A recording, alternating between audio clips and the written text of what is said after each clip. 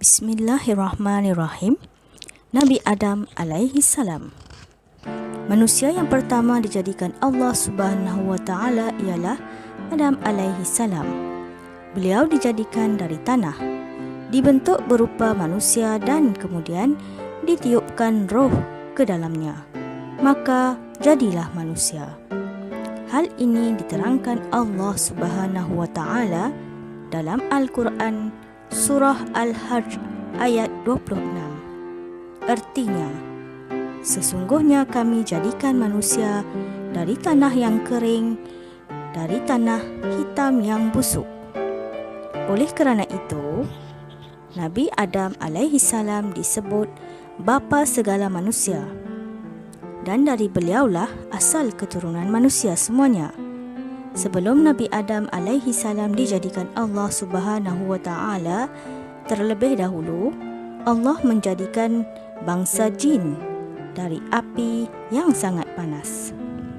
Firman Allah dalam Al-Quran Surah Al-Hijr ayat 27. Artinya, kami jadikan jin sebelum manusia daripada api yang sangat panas.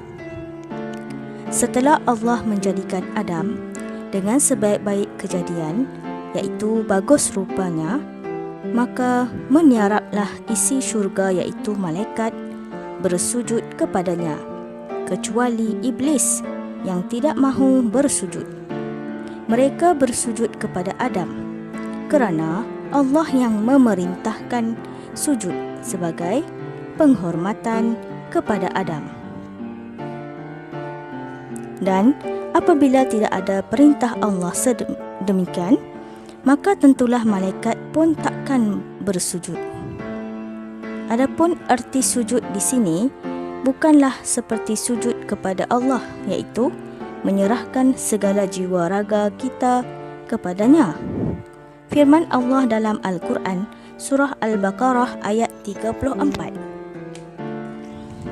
Artinya, ingatlah ketika Allah berfirman kepada para malaikat, sujudlah kamu kepada Adam. Maka sujudlah mereka semua, kecuali iblis. Dia enggan dan sombong, maka dia adalah termasuk golongan yang kafir. Kerana iblis tidak mahu sujud kepada Nabi Adam, maka Allah berfirman sebagaimana yang tersebut dalam Al-Quran Surah Al-Hajj ayat 32 hingga 35. Artinya, firman Allah, "Hai iblis, mengapakah engkau tidak mahu sujud bersama-sama dengan mereka yang bersujud itu?" Sahutnya, "Tiada patut saya bersujud kepada manusia yang engkau jadikan dari tanah kering, tanah hitam yang busuk." Allah berfirman, "Nyahlah engkau dari sini, sesungguhnya engkau terusir. Sesungguhnya engkau mendapat kutukku sampai hari kemudian, iaitu kiamat." Semenjak itu, bangsa jin tidak boleh tinggal lagi di dalam syurga. Ketika Allah akan menjadikan Adam, beliau berfirman kepada malaikat sebagaimana yang tersebut dalam Al-Quran Surah Al-Baqarah ayat 30. Artinya, ketika Allah berfirman kepada malaikat, "Sesungguhnya aku akan menjadikan seorang khalifah di muka bumi, yakni Adam."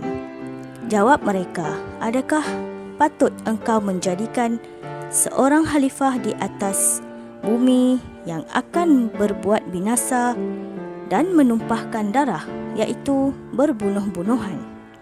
Sedangkan kami tasbih, memuji engkau dan mensucikan engkau." Allah berfirman, "Sesungguhnya aku mengetahui apa-apa yang tidak kamu ketahui." Demikianlah kecemasan para malaikat yang dinyatakan Allah kepada kita, bahawa malaikat itu takut kalau-kalau mereka, iaitu manusia, nantinya menjadi hamba Allah yang suka berbuat maksiat. Kekhawatiran para malaikat itu menjadi hilang setelah mendapat penjelasan dari Allah bahawa Allah yang lebih mengetahui dari apa yang tidak diketahui oleh hambanya. Kewajipan hamba Allah hanya berbakti kepada Allah, dan segala apa yang diperbuatnya, Allah memperbuatnya menurut kehendaknya. Dan perbuatan Allah tidaklah akan ditanya, tetapi perbuatan manusia yang akan ditanya oleh Allah Subhanahu wa Ta'ala di kemudian hari. Nabi Adam alaihissalam mempelajari bermacam-macam ilmu. Seseorang yang akan menjadi khalifah, iaitu pemimpin, tentulah harus mempunyai ilmu yang banyak, dan jika tidak demikian halnya, maka tentulah orang itu tidak dapat memimpin dirinya sendiri. Maka kepada Adam, Allah memberikan beberapa pelajaran dan petunjuk, sehingga menjadilah ia seorang yang pandai. Tetapi ingatlah, walaupun bagaimana pandainya, pintarnya dan sebagainya, namun ilmu manusia ini ibarat hanya bagaikan setitis air dibandingkan dengan laut. Artinya ilmu Allah itu tidak terbatas dan ilmu manusia sangat sedikit sekali. Firman Allah dalam Al-Quran surah Isra ayat 85. Artinya, tidaklah aku berikan ilmu kepada kamu, iaitu manusia, kecuali sangat sedikit sekali. Setelah Adam alaihissalam mengetahui nama-nama segala benda yang ada di sekitarnya, maka Allah menghimpunkan para malaikat dan bertanya kepada mereka tentang nama benda-benda itu. Sahut malaikat, Maha Suci Allah, tidaklah kami mengetahui segala sesuatu selain apa yang telah diajarkan kepada kami. Firman Allah dalam Al-Quran surah Al-Baqarah ayat 31 hingga 32. Artinya, Allah mengajarkan kepada Adam segala nama benda. Kemudian dibawalah benda-benda itu kepada malaikat seraya berfirman, ceritakanlah kepadaku nama barang-barang ini, jika memang kamu yang benar. Jawab mereka, Maha suci Engkau ya Allah, tidaklah kami mengetahui melainkan apa-apa yang Engkau ajarkan kepada kami. Sesungguhnya Engkau mengetahui lagi bijaksana. Demikianlah para malaikat pun tidak mengetahui apa-apa yang belum diajarkan Allah kepadanya. Oleh kerana itu, manusia jangan sampai tertipu oleh persangkaannya sendiri, hingga kebanyakan suka menanyakan soal-soal ghaib kepada orang-orang yang dianggap keramat dan sebagainya. Barang siapa berbuat demikian, maka baginya dosa yang besar, sebab telah mempersekutukan Allah. Diciptakannya Siti Hawa oleh Allah Subhanahu wa Ta'ala. Sekalipun Nabi Adam alaihi salam telah bersenang-senang di dalam syurga, menikmati segala keindahan dan kelazatan yang ada di dalamnya, tetapi kerana beliau belum mempunyai teman, iaitu isteri, maka tentulah beliau masih merasa kesepian. Kerana itu Allah menjadikan seorang teman baginya yang bernama Hawa. Sebagai firman Allah dalam Al-Quran surah Ar-Rum ayat 21. Artinya, dan di antara ayat-ayat iaitu keterangannya juga bahawa Allah menjadikan isteri bagimu yang sebangsa dengan kamu, supaya kamu boleh diam, iaitu mengalami hidup yang tenang tenteram bersama-sama dengan dia, serta berkasih sayang dan cinta mencintai. Sesungguhnya yang demikian itu menjadi ayat keterangan bagi kaum yang mahu berfikir.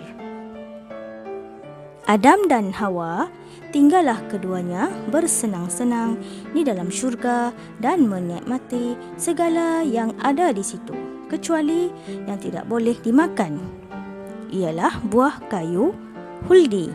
Dan itulah mula pertama larangan yang ditegaskan oleh Allah agar mereka keduanya berhati-hati jangan sampai melanggar larangan Allah itu. Tetapi apa yang terjadi? Adam dan Hawa dapat diperdayakan syaitan sehingga keduanya melanggar larangan Allah Subhanahu wa taala, maka jadilah manusia dan syaitan bermusuh-musuhan sampai akhir zaman. Syaitan bermohon supaya panjang umur. Setelah syaitan terusir dari syurga dan mendapat kutukan Allah Subhanahu wa taala atas perbuatannya yang durhaka itu, iaitu tidak mahu disuruh sujud kepada Nabi Adam.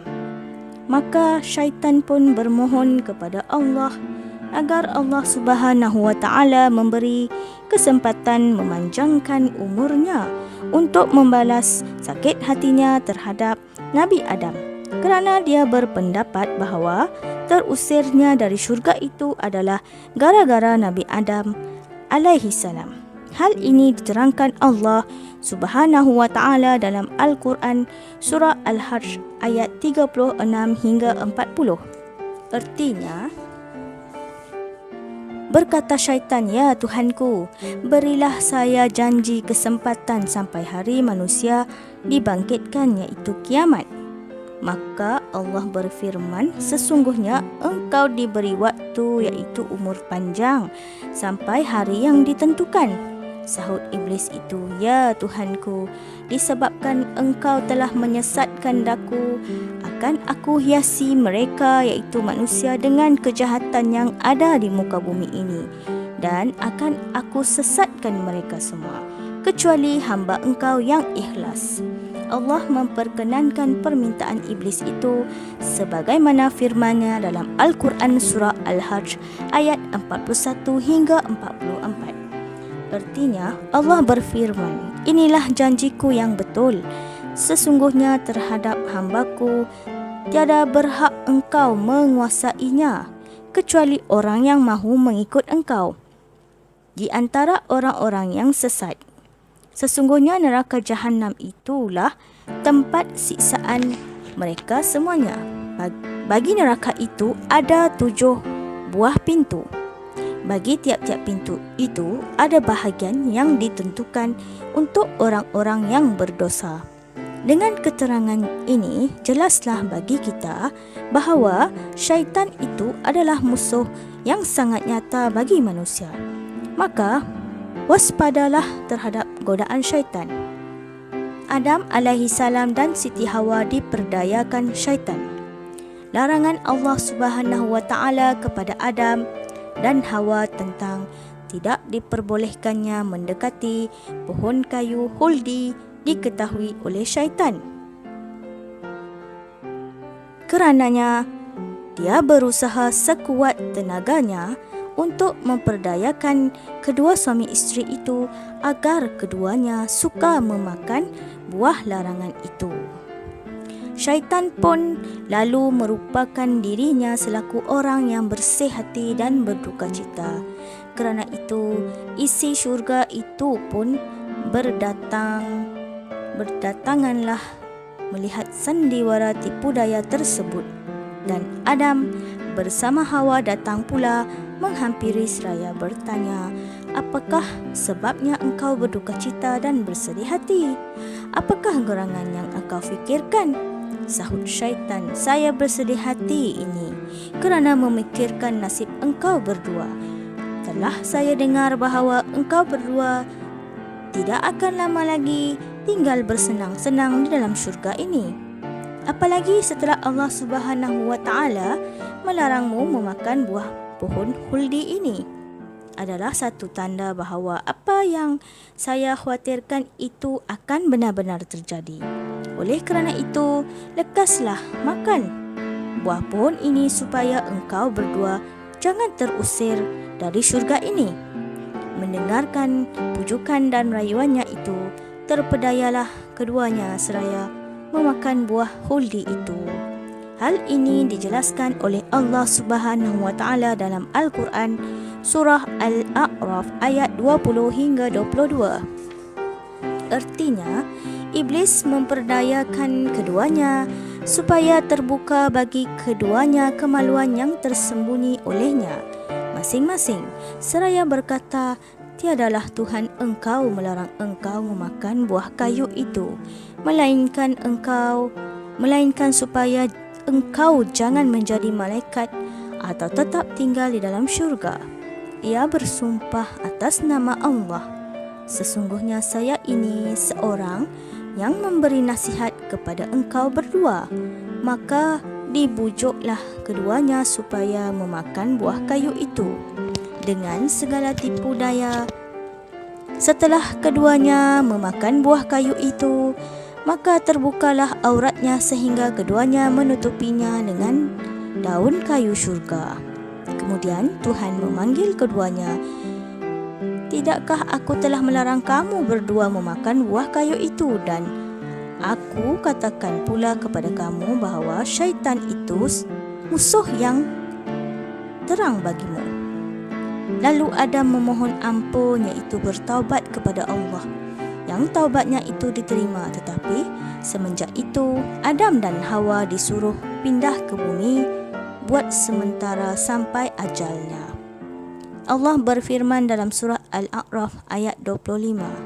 Artinya, firman Allah, "Di bumi itulah kamu hidup, dan di sanalah kamu mati, dan daripadanya lah kamu keluar nanti," iaitu berbangkit.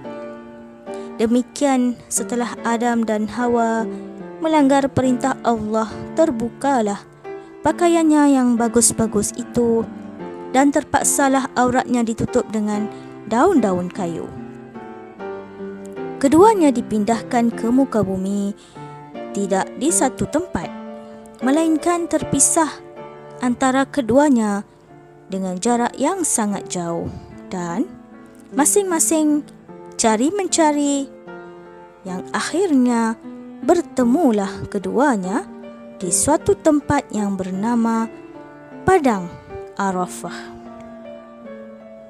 Artinya, padang tempat kenal mengenal antara Adam dan Hawa yang sudah lama tidak bertemu. Padang Arafah ini terletak di negeri Mekah, yang sampai sekarang para jemaah haji harus wukuf di tempat itu selaku salah satu rukun haji, dan barang siapa tidak wukuf di Padang Arafah pada waktu yang ditentukan, maka hajinya tidak sah. Perkahwinan di zaman Adam alaihi salam, Siti Hawa mempunyai anak banyak, dan tiap-tiap beranak kembar sahaja. Kerana manusia di waktu itu belum banyak, maka perkahwinannya tentulah dengan saudara kandung sendiri, asal jangan dengan yang bersama-sama dilahirkan. Hal yang demikian itu terjadi di antara putera-putera Nabi Adam alaihi salam yang bernama Iklimah, seorang wanita yang tercantik rupanya, bersama lahirnya kembar dengan Qabil. Dan ada pula seorang wanita yang bernama Labuda bersama lahir dengan saudaranya Habil. Menurut hukum perkahwinan yang berlaku di waktu itu, Qabil harus kahwin dengan Labuda dan Habil harus kahwin dengan Iklimah. Adapun Qabil dengan Iklimah dan Habil dengan Labuda tidak diperbolehkan kahwin kerana mereka itu sama-sama lahir, iaitu kembar, dan perkahwinan itu harus dipertukar-tukarkan antara yang lahir sekarang dengan yang lahir sesudahnya, asal saja jangan yang sama-sama lahir. Rupanya peraturan ini tidak diterima baik oleh Qabil, dan ia tetap ingin menikahi saudaranya Iklimah yang sama-sama lahir dengan dia, sebab Iklimah ini lebih cantik daripada Labuda. Kerana peristiwa ini tetap tegang, maka mereka itu mengadukan halnya kepada ayahandanya, iaitu Nabi Adam alaihi salam, dan Nabi Adam pun tetap mempertahankan hukum Allah supaya Iklimah kahwin dengan Habil. Akhirnya Habil tetap menolak keputusan itu dan peristiwa ini pun diserahkan kepada Allah Subhanahu wa taala dengan jalan mengadakan kurban. Qabil dan Habil pun berkorbanlah, dan barang siapa yang kurbannya diterima Allah, maka itulah yang harus mengahwini Iklimah. Hal ini diterangkan oleh Allah Subhanahu wa taala dalam Al-Quran surah Al-Maidah ayat 27 hingga 30 yang artinya, ceritakanlah hai Muhammad kepada mereka itu dengan sebenarnya akan riwayatnya dua orang anak Nabi Adam, iaitu yang bernama Habil dan Qabil, iaitu ketika keduanya berkorban kepada Allah, maka Allah menerima kurban salah seorang di antara keduanya, iaitu Habil. Allah tiada menerima dari lainnya, iaitu Qabil. Sebab itulah Qabil marah kepada Habil. Seraya katanya, demi Allah, saya akan membunuh engkau. Maka jawab Habil, sesungguhnya Allah menerima kurban dari orang-orang yang takut. Demi Allah, jika engkau memukul saya dengan tangan engkau kerana hendak membunuh saya, maka saya tidak akan membalas pukulan engkau itu kerana saya takut akan Allah yang memelihara semesta alam ini. Saya menghendaki supaya engkau kembali dengan membawa dosa membunuh saya beserta dosa engkau sendiri, maka adalah engkau masuk golongan orang-orang yang masuk neraka. Demikianlah balasan orang-orang yang aniaya. Tetapi hawa nafsu Qabil selalu hendak membunuh saudaranya. Habil itu lalu dibunuhnya. Maka adalah ia masuk golongan yang rugi. Setelah Habil dibunuh oleh Qabil, maka Qabil pun merasa bingung bagaimana cara menyelenggarakan mayat saudaranya itu.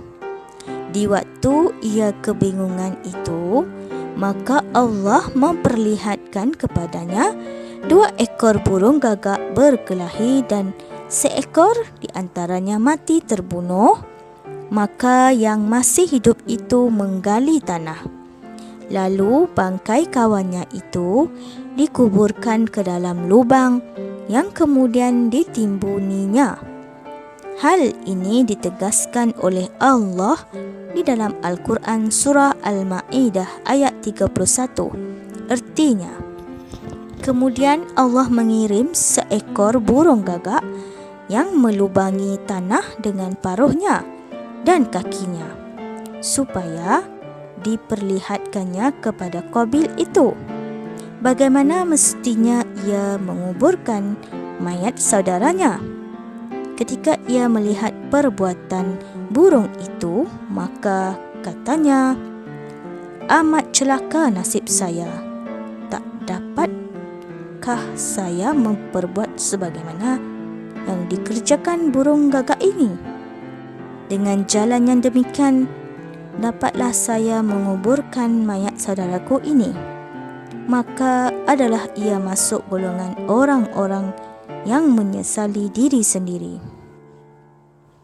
Demikianlah riwayatnya, Qabil dapat menguburkan mayat saudaranya itu. Habil orang yang pertama kali meninggal dunia di muka bumi ini.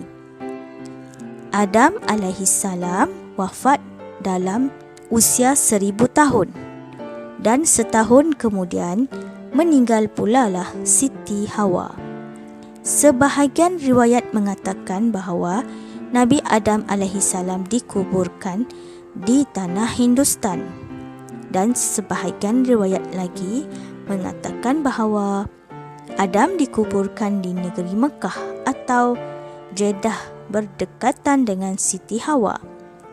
Di dalam sebuah hadis yang diriwayatkan oleh Imam Bukhari, ada terdapat sesungguhnya Allah menjadikan Nabi Adam alaihissalam pada hari Jumaat, diturunkan ke bumi pada hari Jumaat. Beliau bertaubat kepada Allah atas dosanya memakan buah pohon huldi itu pada hari Jumaat dan wafat pada hari Jumaat pula. Kesimpulan dari riwayat Nabi Adam alaihissalam, terdapat beberapa pelajaran dan hikmah. Di antaranya ialah: pertama, manusia berasal dari Nabi Adam alaihissalam, bukan dari kera. Kedua, dosa Nabi Adam alaihissalam memakan buah pohon huldi itu telah diampuni Allah Subhanahu wa taala kerana beliau telah meminta ampun kepada Allah. Ketiga, iblis atau syaitan adalah nama sifat yang wujudnya dapat berupa jin atau manusia. Minal jinnati wan nas. Jin yang mahu berbakti iaitu bersujud kepada Allah disebut jin, dan apabila berbuat kerosakan di muka bumi ini disebut syaitan. Mereka itu adalah musuh manusia. Keempat, makhluk Allah tidak mengetahui yang ghaib kecuali apa yang telah diberitahukan Allah tentang itu. Kelima, ilmu manusia sangat terbatas, sedangkan ilmu Allah meliputi segala-galanya. Dan keenam, syaitan meminta panjang umur kepada Allah untuk menipu daya manusia dan tidaklah akan dapat tertipu kecuali orang-orang yang kafir.